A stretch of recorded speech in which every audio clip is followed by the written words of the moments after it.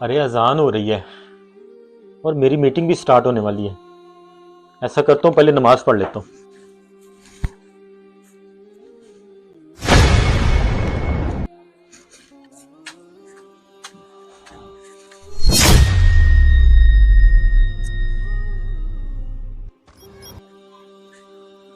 अरे बेटा, तुम आ गई ट्यूशन से? बाबा मुझे 500 बता दो, ट्यूशन फीस भरनी है।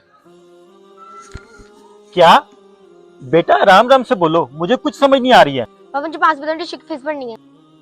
बेटा, ये क्या तरीका हुआ किसी से जल्दी जल्दी बात करने का? कोई तमीज नाम की चीज है भी कि नहीं?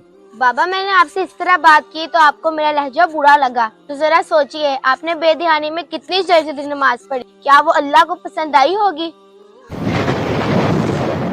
बाबा नमाज अल्लाह के करीब होने का एक खूबसूरत जरिया है, इसीलिए हमें नमाज दिल लगाकर और सुकून से पढ़नी चाहिए। हमारे प्यारे नबी फरमाते हैं हमें ऐसे नमाज पढ़नी चाहिए जैसे अल्लाह हमें देख रहे हैं। अगर इस तरह नहीं पढ़ सकते बाबा तो जरा सोचिए, अल्लाह तो हमें देख रहे हैं ना। मैं समझ गया बेटा, आज के बाद सारी नमाजें दिल लगा के और सुकून से पढ़ा करूंगा। और हाँ बेटा, अल्लाह मुझे माफ करे। आमीन।